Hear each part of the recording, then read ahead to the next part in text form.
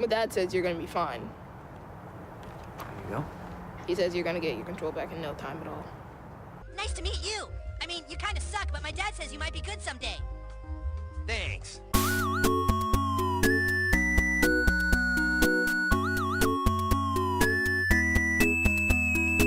The Phenom is a 2016 baseball movie written and directed by Noah Buschel.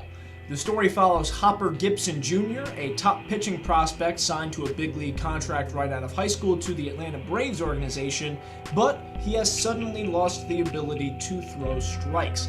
As the movie progresses, we learn that he has lost his ability to focus and is falling out of love with the game of baseball due largely in part to his tumultuous family life. Hopper is left struggling to find his fastball and, more importantly, himself. The story itself is interesting because the sudden inability to throw strikes, the yips, as it were, as it's addressed in the movie, it's a very real thing, and it's actually kind of prevalent in any sport. There are examples all around the sporting world. Pitching, quarterback, goaltender, there are just certain positions in sports that come with a good deal of mental strain. And there are plenty of stories out there about athletes who don't know how to cope with the pressure or just have their own demons. For whatever reason, they have suddenly lost the ability to perform. Rick Ankiel is probably the best example in baseball that one could possibly think of. You know, he's a Rookie of the Year runner-up at age 20 in 2000, has a terrific year, and then all of a sudden, he cannot throw strikes in the postseason. If you go back and watch those postseason outings against the Mets and the NLDS, I mean, it's the epitome of a train wreck. But then you have other examples around sports. You know, why can't Daniel Bard locate his 100-mile-an-hour fastball? Why can't Markelle Fultz shoot a free throw? Why can't Mackey Sasser or Jared Saltalamacchia throw the ball back to the pitcher from behind the plate? It can be very interesting. What I'm trying to say is that it lends itself very well to a visual medium. Rick Ankiel recently released an autobiography, I want to say it was a year or two ago now, about his career and his sudden fall from grace. Dirk Hayhurst also has a couple of books on the subject about pitching with demons, and those books are excellent. The first book I know is called The Bullpen Gospels. R.A. Dickey has an autobiography about pitching with depression, and it's, again, an excellently written book. It is a great opportunity to tell an intelligent, thought-provoking story in the context of a sporting world. But instead, what we get is a molasses-slow movie that, despite its sub-90-minute runtime, feels like it drags. It's methodical to a fault, this movie. The pace both serves the movie well, and it's one of its biggest hindrances. The film does try to establish a visual style. It's better shot than I think a lot of sports movies out there, in that there's just such care in the way things are framed. And it's also helped by the fact that there really isn't a lot of baseball in this movie. It's an independent movie. The budget probably wasn't very big. So the bulk of this movie is just one-on-one conversations, and they do try to stylize the shot composition. There's good use of symbolism in these frames. There's one in particular where he's driving and he pulls up to an ad on the side of a bus that has a pistol, and the pistol is pointed right at his head. And honestly, like when that shot happened, I'm like, wow, that's like something that you would see in like Scott Pilgrim or like an Edgar Wright film. There's also a shot where he's making a call from a hotel, and the shot is 100 yards away outside of this hotel, and there's just a giant optometry billboard in the frame. It's kind of like the eyes of Dr. Eckelberg from F. Scott Fitzgerald's Great Gatsby, to symbolize that Hopper Gibson is always being watched. Even when he's in the middle of nowhere, this minor league town, there's always going to be the eye of God, as it were, on what he's doing and how he's conducting himself. Another thing I liked about the way that this movie was shot is that the conversations with Hopper are never really filmed comfortably. There are a lot of shots that are from Hopper's point of view, these static shots with someone talking directly into the camera. It's actually very Shyamalan-esque, where you have people talking directly into the frame like this. In essence, what I think is trying to be conveyed is that they are trying to impart their wisdom on him and lecture him. They're talking to him, not with him. And they're not really treating him like a normal person. And Hopper is completely off screen for a lot of the movie as a result of this, as the character himself tries to hide and deflect the spotlight away from him despite his obviously incredible physical gifts. When Hopper is in the frame, it's often in a wide shot because he wants to blend into his surroundings. He just wants to wear his hoodie and his Under Armour cap, and he's not a particularly big guy, he's not a particularly buff guy. He just wants to be one of the crowd, and you have to kind of actively search for where Hopper is, which is how he wants it. It's used to show the physical and metaphorical distance between him and the people around him. It's never really like an intimate conversation. There are a lot of interesting ideas and interesting care taken into the way that this movie is framed. With that being said, it does get very stale because when they find these kinds of shots, they linger for way too long. Like, your point has been made. Move on. There's a line between being intentionally uncomfortable and boring. And it seems like they came up with a clever idea and gave up halfway through. And at that point, it starts going from uncomfortable to uninteresting and almost lazy in that you couldn't find a second angle. There are just a lot of conversations where you're giving nothing stimulating to look at, and the dialogue isn't enough to carry the scene. It takes a lot of energy out of it. Voices never really come above like a dull roar, and it's just a very deliberate pace. With every interaction, there's a line, and then a line, and then a line. It's just, there isn't a lot of urgency to it. Is there a name for what he had? Yeah, there's plenty of names, but I don't subscribe to any of those. Why not? Don't want to legitimatize it. Not quite my tempo. It's all good. No worries. Here we go. I found that last night, going through the garage.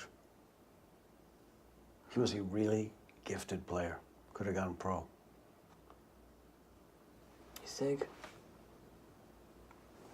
He hit a lot of doubles, that's what he says. He's a doubles hitter. Doubles? Dragging just a hair. We have the same look in our eye. What look is that? Secretiveness, I guess. Maybe something's going on. Maybe there's a time bomb ticking.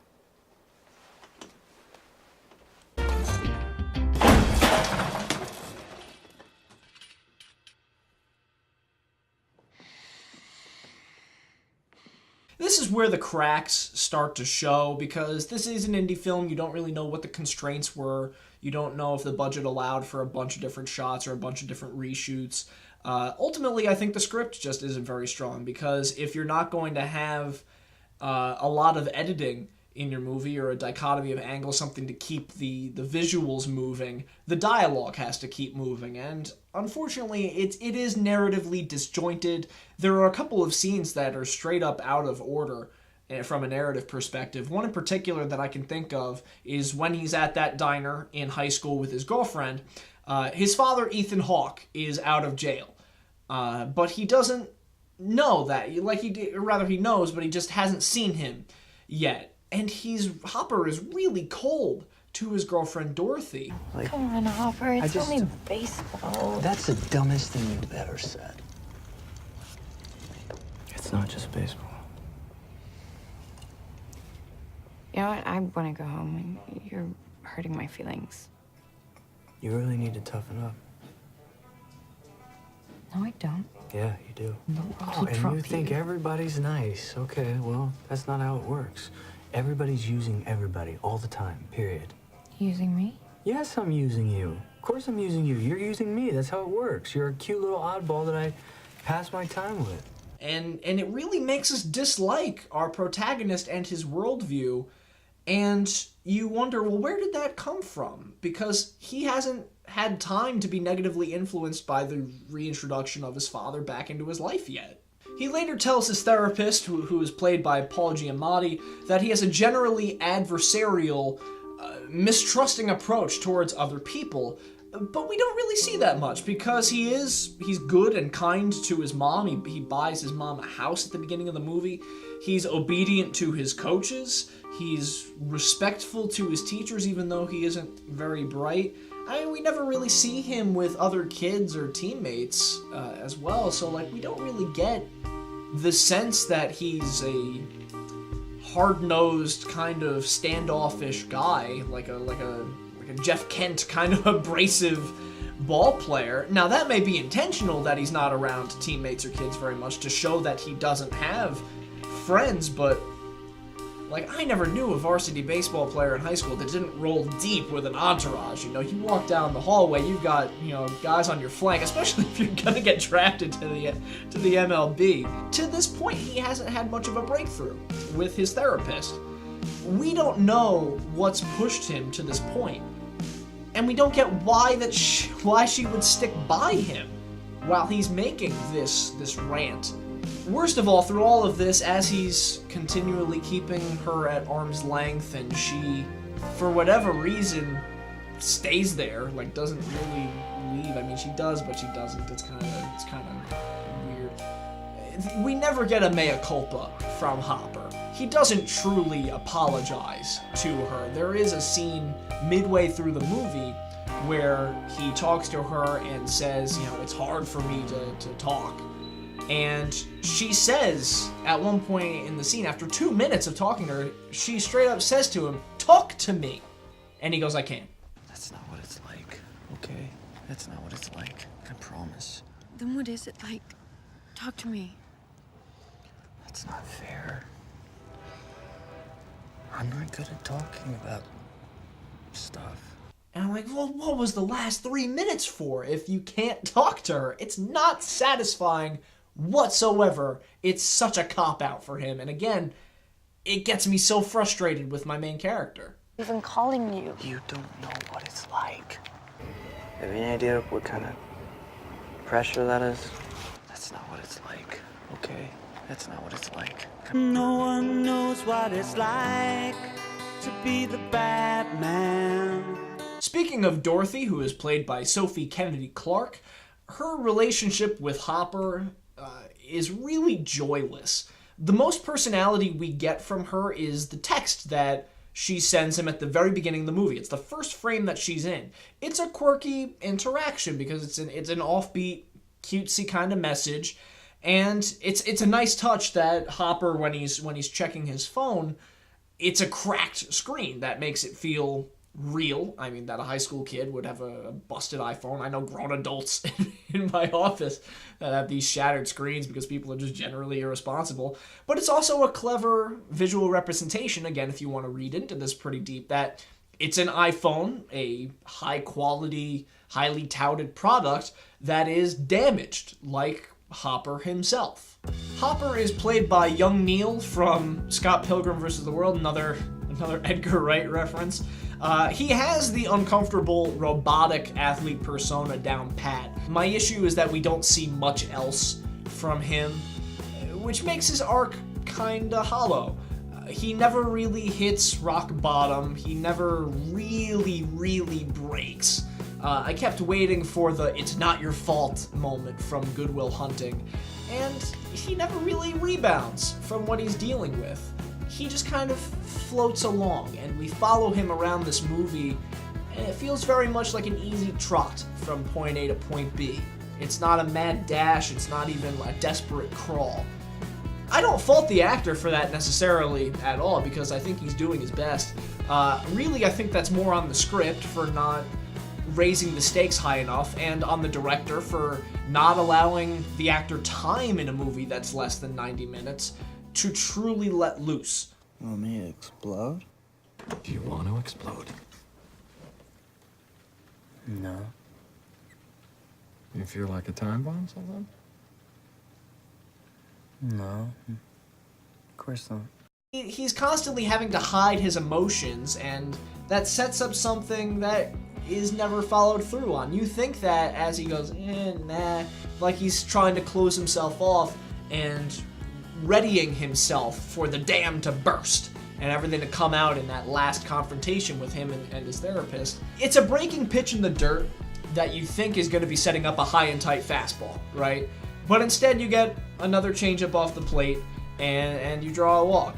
And like, cool, you got to first, but like in the least interesting way possible. Does that make sense? Is that a good? I think that's a good metaphor. I don't know. It makes sense to me. Speaking of not having enough to do, Paul Giamatti, who plays the sports therapist again, is good. Doesn't get nearly enough screen time for my liking. I really, really wanted to like his character because obviously the actor is great, and I really think they could have made him like that Robin Williams figure in Good Will Hunting. Make him bounce off of Hopper better, you know, give them a fleshed out relationship, build their trust, establish some chemistry. But right before this pitch, I remember I heard the Coke guy, heard little noises in the crowd. Sandy Koufax said when he lost focus, he would see the crowd, not the catcher. Koufax said that? Uh-huh. Really? Yeah. You're not the first pitcher to have this problem, you know, man. Yeah, I know, Howard Glass. You're not so special. There's a reveal at the end that I won't get into detail in case you want to see the movie. It is available on Netflix. There's a reveal at the end about a lie that Paul Giamatti tells to Hopper. And again, it's an opportunity for Hopper to kind of catch him in the act or let loose and show some emotion, but he chooses not to. He's still kind of tippy-toes around the issue a little bit. And we're left wondering what the real consequence of that discovery was. What does that mean for their relationship? How does it hinder or help Hopper's recovery process to know the truth? Is it important to either one of them that their relationship even continues? You know, how much does this mean to either one of them? For as much as I'm talking about Hopper Gibson because he is the protagonist of the movie, the real star is Ethan Hawke, playing Hopper Gibson Sr., because he's Ethan Hawke, one of the best working actors in Hollywood today. He probably read this script, showed up on set day one in character, totally overprepared, and they just went with it. They didn't have to direct him because he's Ethan Hawke. That's right there. I threw 98 miles an hour on Saturday. Did you throw 98 miles an hour? 98 miles an hour. Wow, you must think you're pretty astonishing, huh? Huh? You can tell me. It's all right. No, sir. Come on. You can tell me. No, sir. It'll be our secret. Yeah. You think you're pretty astonishing. It's clear he wants to make his performance stick with the audience, but, and you knew there was a but coming, there's a lack of bite to him, and this again goes back to stakes. His scenes should have a real snarl to them, like a real underlying sense of danger, either an unpredictable slowness to them, like a stick of dynamite with a fuse, or like these quick nasty hits, you know, like a drug high, you know, because he is alcoholic and abusive. That's established from the jump. Everything that you've accomplished, you owe to me, right? You know that. Yes, sir. Don't yes, sir, me. All right, that pisses me off. Don't do that. Not quite my tempo. And we get the manipulative anger, we certainly do, but the timing, again, is just, it's off by half a beat. It's like if my lips were not 100% synced with my voice in this movie. It would bug you just a little bit. Don't make me get up and chase you. Don't make me get up and chase you. Do not make me get up and chase you. This isn't menacing or threatening. This is what I would do with my dog out in the yard. We're about to see how Shay can run the bases. Shay, are you ready? Set. Go. Come on. Come on. We're running first. Don't make me get up and chase you. Do not make me get up and chase you. There are some other things that I could nitpick in this movie, like I think the portrayal of the media is really lame, especially some of the line readings. It's only a good quote today. Tomorrow they'll wrap a fish in it. I'll have to come back for more, fresh. Sorry, it's exhausting for me too. Takes a lot of medicine to keep up this pace. I'm on the Red Bull, heavy. After this, I have to go on Twitter and think of something charming / cutting / provocative / sexy / informative to tweet, and then condense it into pithy and anecdotal while making sure not to go over the heads of feeble-minded frat boys. It's a fairly fucking relentless grind. That's nice. Who are you? And some of their behaviors, like there's sports reporters that are straight up chasing him as he's in a car. Like, can you imagine, like, Adam Schefter running down the highway trying to chase after, like, Baker Mayfield? There's one character, his agent, who is literally introduced with 15 minutes to go in the movie. His first appearance. And he's not mentioned in the first hour. But he just randomly shows up and he's given the stupidest intro. Talk to me. Ladies and gentlemen, You talk to your dad. my client has no comments at this time. Just give me an exclusive, I'll put sugar on it. Oh, you filthy little girl. What? I laughed out loud at how bad his entrance is. He can't act, he's wearing this ridiculous getup, and it like goes on, his scene goes on for like 5 minutes, 8 minutes. That really desperately needed some tidying up, man. One more thing I will take issue with is the ending itself.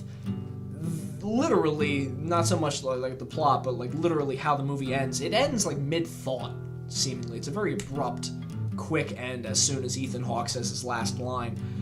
You feel like there was supposed to be an emotional moment in there, but it's just not very satisfying. When the end credits begin, I said to myself, that's it? Oh, all right. I guess it's over now. Ambiguity is perfectly fine from a plot standpoint in an ending, but the last shot is still that perspective from Hopper facing Ethan Hawke. The movie ends with a close-up of Ethan Hawke.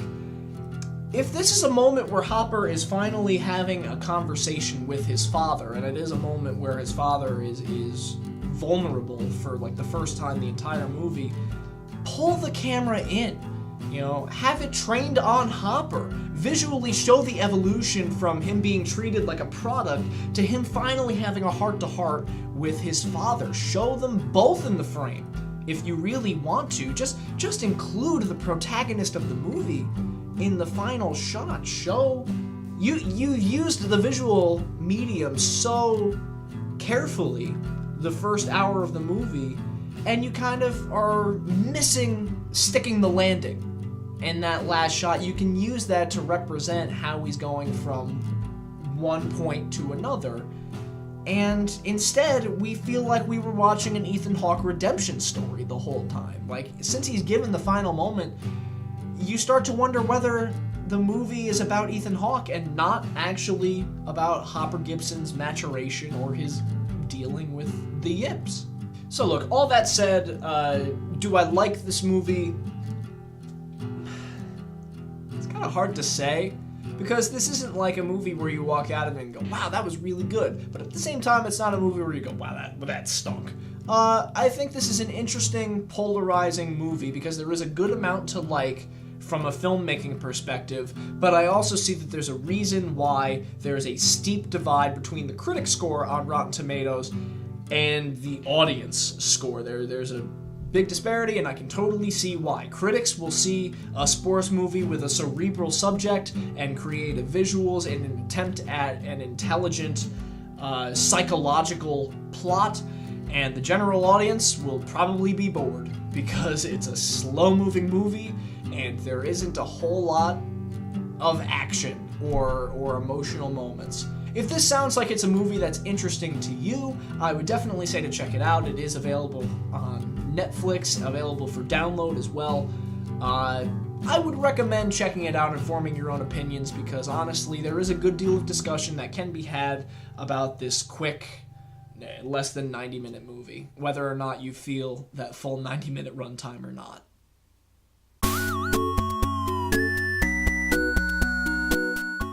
So there you go. By default, The Phenom is now the highest rated movie reviewed on the channel. If you want to see some of my other reviews or check out my other show, Jersey Corner, you can click right here. Be sure to like and subscribe, comment with what movie you think I should review next, and use the hashtag SportsMovieMadness on Twitter.